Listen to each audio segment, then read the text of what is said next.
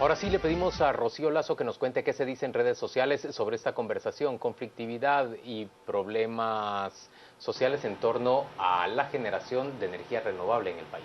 Así es, Juan Luis, ya usted pudo escuchar la conversación que se está llevando a cabo durante este segundo bloque de A las 8:45. Ahora es momento de saber su opinión en cuanto a este tema. La esperamos a través de nuestras redes sociales. Vamos a comenzar con María del Carmen Aceña. Con Interpeace Tweet, un grupo de ciudadanos hicimos un proceso para prevenir la conflictividad. Solo falta que el gobierno lo asuma. Fundacívica, desde 1985 el artículo 129 constitucional declara de urgencia nacional la electrificación del país. Mario comenta, para generación se necesita fuerza, no limpieza. El mayor caudal se encuentra donde existe más bosque. Obvio que defensores ahora a este favor de las hidros, si ya tienen los estudios de la propia. Ese es el comentario de Glenn. Mario nuevamente nos dice, se han satanizado las hidros. Para que exista generación deben existir árboles. Manejo sostenible. Raúl, quemar carbón es una tontería. Debemos aprovechar la fuerza del agua, pero más aún aprender a comprendernos y a respetarnos. Y por último el comentario de Máximo. Construyan hidroeléctricas en el río Villalobos o el río Las Vacas. Así demuestran que limpian los ríos. Le agradecemos su participación a través de nuestras redes sociales y lo invitamos a que siga compartiendo su opinión. Regresamos con ustedes, Juan Luis. A ver, hay dos temas que rápidamente saltan a la vista. El caso de, dice, construyen hidroeléctricas, por ejemplo, en el río Las Vacas. Hay una construida que se llama justamente así y que separa los desechos sólidos, según entiendo. Eso es lo que nos ha explicado Carlos. Y sale el agua bastante más limpia después de pasar por las turbinas. Sí, Juan Luis, ese es un caso muy exitoso. Se utiliza el agua, realmente difícil llamarle agua a eso porque es el desecho. El 60% de las aguas negras de la ciudad van a dar al río Las Vacas. Y ahí va plástico, ahí va todo tipo de basura. Y como las hidroeléctricas al final necesitan que el agua vaya lo más limpio posible para poder turbinarla y generar electricidad, son los más interesados en limpiar el agua, que ese es un tema muy importante. Las hidroeléctricas no consumen el agua, solo la utilizan y la vuelven a regresar al cauce del río, incluso en mejores condiciones que cuando la toman. En el caso de Las Vacas, es tan grande la contaminación que viene de la ciudad capital, que hay una planta de reciclaje de plásticos en donde se sacan toneladas de material reciclado, postes para cercos, bancas de plástico, y es un excelente ejemplo de cómo una hidroeléctrica, lejos de contaminar o dañar el medio ambiente, contribuye a que se mejore. Las hidroeléctricas son las más interesadas en que las cuencas se mantengan en buenas condiciones, porque al final dependen del agua para poder generar la electricidad, así que sí hay un proyecto en el río Las Vacas, ojalá hubieran más. Guatemala tiene todavía el 80% de su potencial hidroeléctrico por desarrollarse y es uno de los grandes retos hacia el Hablemos de eso, Pablo. ¿Tiene viabilidad realmente la exportación de energía eléctrica o incluso el consumo interno de energía con esos bajos índices de los que nos hablabas? Sí, mira, nuestros cálculos que hicimos en CABI es de que para el año 2030, o sea, dentro de 15 años, tenemos que más que duplicar la generación de energía eléctrica porque la demanda va a ir creciendo a una velocidad, urbanización y crecimiento del país, que lo que hay ahorita se tiene que más que duplicar. O sea, se va a tener que resolver el tema conflictivo ahora, porque si no vamos a tener un problema de exceso de demanda en 6-7 años. Ahora, pero digamos, bueno, no hay que echar todos los huevos en la canasta de las hidroeléctricas. No. También tenemos el caso del reciente descubrimiento hace 2 o 3 años de unos inmensos yacimientos de gas natural en el Petén. ¿No ayudaría eso a resolver un problema? Yo entiendo, y tal vez aquí Carlos, que es más técnico que yo, lo podría decir. Yo creo que necesitamos cierto volumen de extracción y para gas natural para que sea rentable. Creo que todavía no se da ese volumen en Guatemala. Porque en su momento se dijo que ese yacimiento podía cubrir el 30% de las necesidades de gas de Guatemala.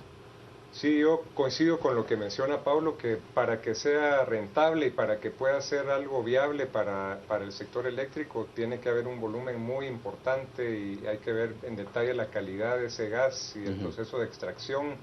Yo creo que Guatemala somos afortunados en tener energía geotérmica para poder cubrir la base, esa energía que puede funcionar los 365 días del año. Pero ya hay en funcionamiento plantas de generación. Ya hay en funcionamiento, menos del 2% del potencial de la energía geotérmica está utilizado.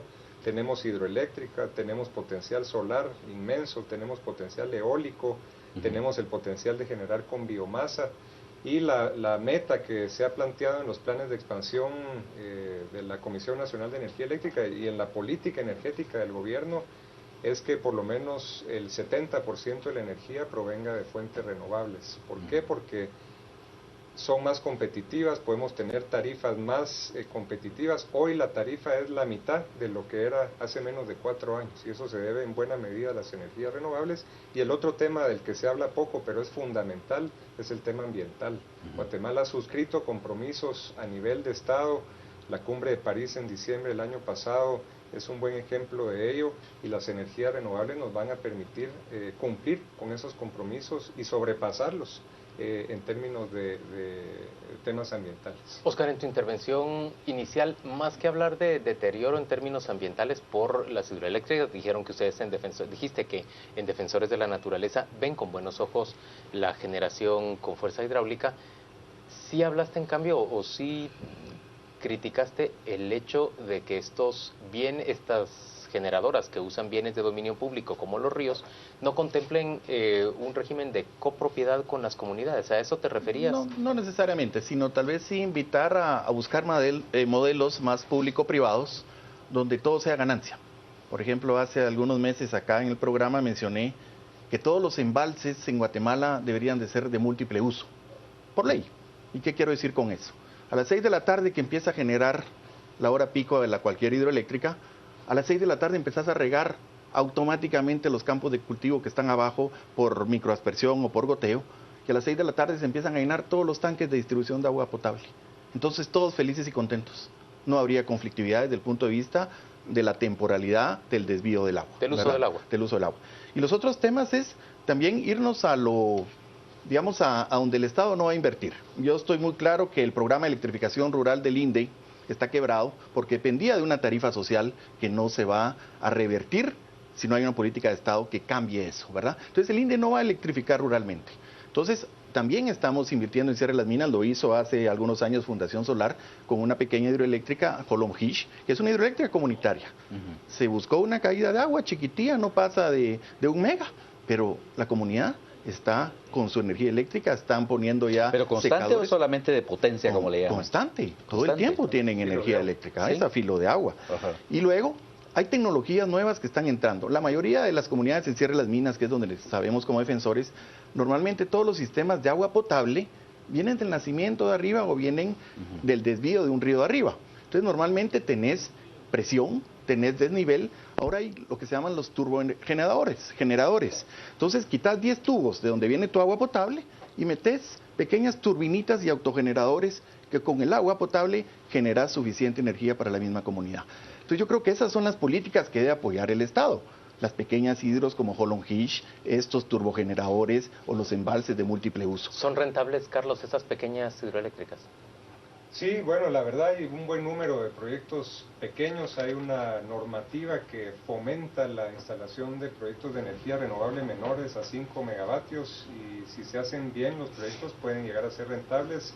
A mí me ha preocupado siempre la sostenibilidad de proyectos muy pequeños por toda la dinámica que se da a veces en el manejo de estos y principalmente el tema de cobro de la energía a las comunidades, que ese es un tema complejo y que ha hecho que algunos de los proyectos que se han implementado en el pasado no hayan podido salir adelante, pero en términos generales sí, un proyecto puede ser desde pequeño o mediano hasta grande. Realmente en Guatemala no hay potencial para hacer proyectos muy grandes hidroeléctricos porque son cañones muy grandes los que hay, no se pueden dar grandes inundaciones, pero un proyecto bien hecho puede ser rentable desde todo punto de vista, rentable económicamente, socialmente, ambientalmente. Pero eso va muy de la mano también, que no lo mencionamos y es parte de lo que falta en el estudio. El 65% de la energía de este país viene de la leña. Entonces, ¿qué pasa si somos visionarios y con pequeñas hidroeléctricas medianas vas a ir sustituyendo el uso de la leña a través de estufas con energía eléctrica? Eso te facilita el uso de la leña para panaderías, para molinos, pero nadie para secadores nadie de lucha en contra del uso de la leña como energía. Claro, pero entonces vamos, porque nadie los considera, porque no los volteamos a ver. Pero si ya unimos la parte... no hay un gran enemigo que perseguir ahí. Claro, pero si ya vamos por ejemplo, los estudios se basaron hoy, ¿qué pasa si se dejan de producir 100 megas por conflictividad social? Nosotros, ¿qué decimos? Todo lo contrario. ¿Qué pasa si se dejan de producir 100 megas porque ya no va a haber agua? Por falta de la inversión en el capital natural. Eso va a ser más crítico que la misma conflictividad. Entonces ahí vemos cómo logramos salvar la parte alta de Sierra de las Minas, la parte alta de Occidente, porque si no, de nada te van a servir las hidroeléctricas si no tenés agua. Señores, ese es un gracias tema a los bien tres por importante. acompañarnos el día de hoy. Mucho más que preguntar y mucho más que discutir en torno a este relevante tema, pero son ya las 10 de la noche, 10:02, y es el momento de escuchar a nuestros compañeros en A las 10 p.m. Don Juan Carlos Sandoval está listo ya para arrancar con la discusión de los hechos más relevantes ocurridos a lo largo del día, ¿verdad, Juan Carlos? Y por supuesto con la participación intensa y proactiva de los televidentes que vía redes sociales tienen mucho que decir en A las 10 p.m. Juan Luis, buenas noches.